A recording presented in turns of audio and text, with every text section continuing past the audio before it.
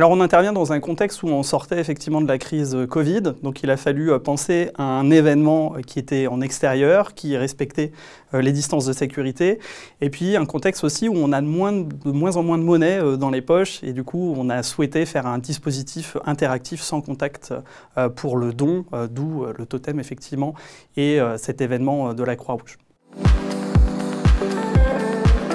Alors ce qu'on a mis en place, c'est un grand événement pour que les bénévoles, pour que les visiteurs puissent venir, échanger, se rencontrer autour d'ateliers, autour de jeux. Et cet espace de discussion, d'échange et de rencontre était voué effectivement aussi aux dons pour les Journées nationales de la Croix-Rouge.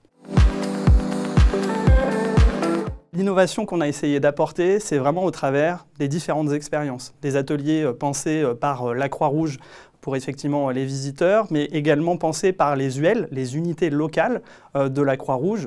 Par exemple, la préparation de soupe à la maraude pour les bénévoles de la Croix-Rouge, mais pas que, il y avait également ce grand totem au centre du village, un totem interactif où on pouvait donner à la Croix-Rouge sans contact, se prendre en photo et retrouver sa photo de donneur dans ce grand totem de plus de 2,50 m.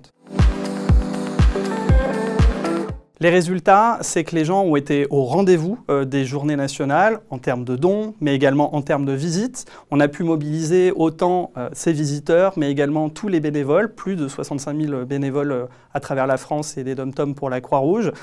Et ils ont pu tester effectivement les différentes expériences. Et là où on est très content aussi, c'est qu'on avait un dispositif d'influence et social media et de nombreux influenceurs, grosses célébrités et d'autres influenceurs sur TikTok notamment, ont relayé l'événement des Journées nationales.